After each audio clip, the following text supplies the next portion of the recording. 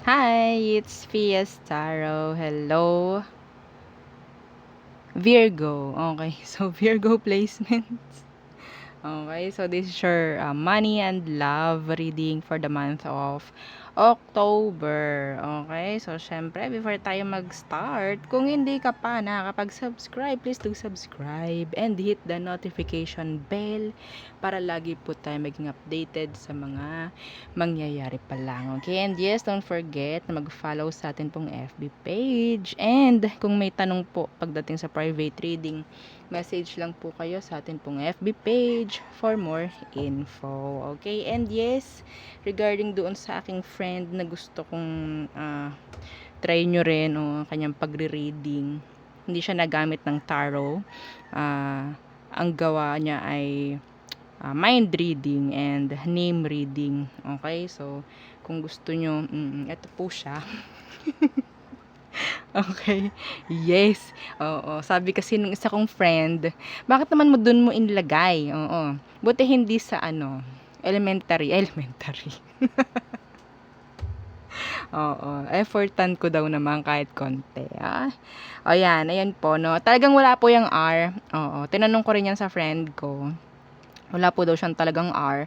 So, kung gusto niyo siyang i-try, reach him out, via his FB page, o yan, okay? So, yeah, wag kayo mahiya. Donation lang naman, okay lang siguro, ganyan. Okay, wag niyo sasabihin magkano po. Ayaw niya nun. Okay? So, oo. So, yan po, no. Psycho Fiends. Oh, I don't know, bakit walang R. Gusto niya ata walang R. Okay? So, yun po, again. Oh, screenshot 1 2 3 3 2 1. Okay, so okay, so tayo ay ano ba? Money muna. Oo. Kaperahan muna ng mga Virgo. Oo. By the month of October. Okay. So, anong meron pagdating ng October? Oo, sa kaperahan ninyo mga Virgo, anong meron? In general po, tingnan natin. Okay, selling. Oh, 3 2 1. Oh, 1 2 3. Screenshot po, please.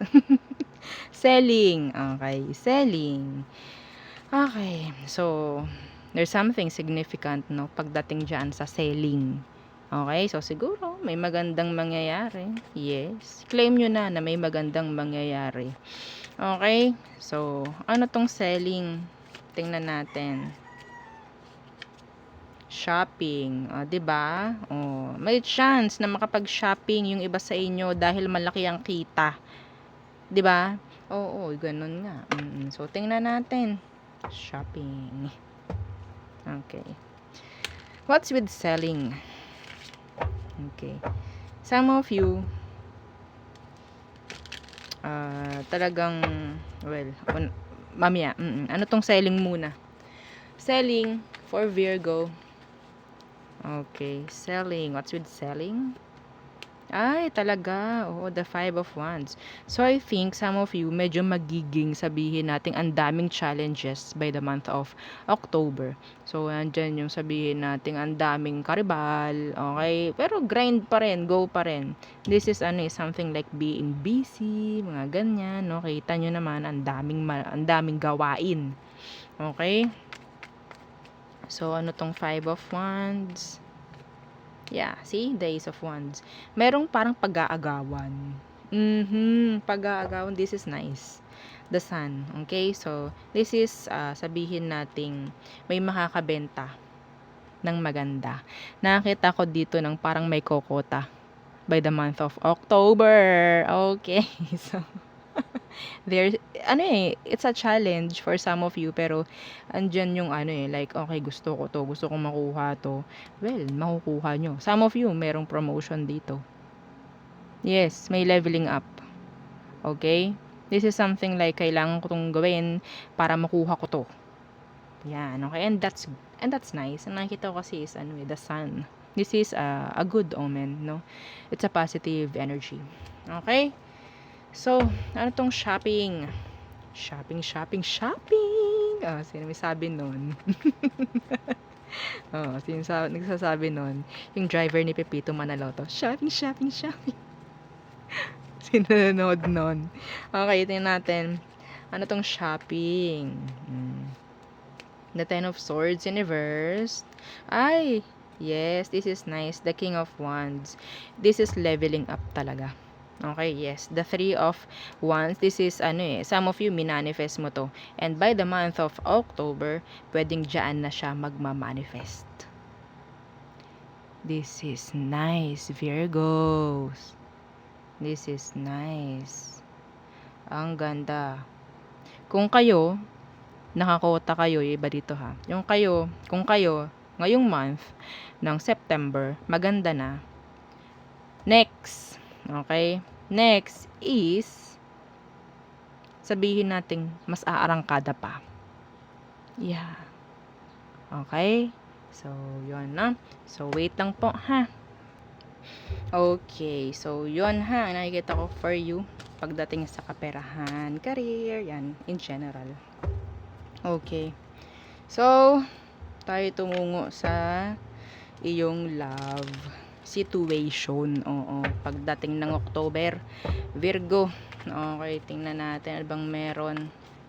Anong meron? Virgos. Anong inyong kakaharapin? Trailer kung baga. Oo. Okay, pampasiglang bilang. Okay? Oh! The Three of Cups in reverse. Yung iba rito may ma-friend zone by the month of October. The Judgment. Yes. This is some of you. Parang meron ditong friend or someone na past, no? A past person na parang nandyan pero hindi nyo makikita yung level up yung inyong relationship. It's like a cycle. Yes. Yan. The Five of Cups. This is someone who is regretting. Okay? Meron ditong hindi magawang makipag-reconcile sa'yo. Yes. And pwedeng mag-regret sila in the near future. Okay? What's with the Three of Cups in reversed? Yeah, the Hierophant. Takot kasi sila. Meron ditong takot na makipag-commit. No? Pwedeng yun nga. Yung iba is parang ilalagay sa isang open relationship. No label. Mga ganyan. Ano tong Judgment? Yeah, the Hermit. Umalis na kayo dyan. If ever may mangyaring ganyan. Parang cycle. Alisan nyo na. Don't worry na may pagregretan. Sila yung magre-regret, hindi kayo. Okay? Some of you, ito yung iniisip mo ngayon. Okay? Ito yung nagpapasakit ng iyong ulo. Palagi mo na lang iniisip. Ano bang meron? Paano kaya kami uusad? Wala ako dito nakikitang pag-usad. I'm sorry. Okay, wala akong nakikita ang pag-usad dito. Walang pag-level up dito. See, the Ten of Cups in reverse. This is, sabihin natin, no happily ever after.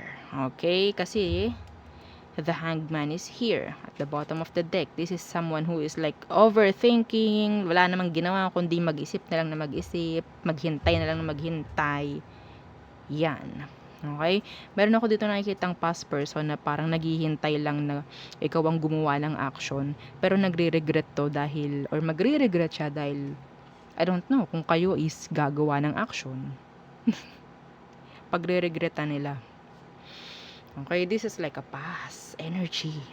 Baguhin nyo na. Baguhin nyo na. Yeah. Waste of time. Okay? The Ace of Pentacles in reverse. There is no offer na mangyayari ngayong October para sa inyo. Okay, some of you makakapasok sa isang short-term connection. Okay? So, yun laang. So, tingnan natin anong meron pagdating sa all signs. Okay, Aries through Pisces for Virgo placements. Okay. In general, marami kayong kailangang kalimutan na. Okay? Aries, you need to avoid. Yes, maybe you need to avoid this Aries. Okay, some of you, pwedeng ikaw ang ina-avoid niya. Taurus, they want you, they like you, they want to commit. Gemini, okay, self-focus lang sila, self-love. Ayaw nilang mag-commit ngayon. Cancer, okay. Some of you makakuha ka ng fast messages, conversation with this Cancerian.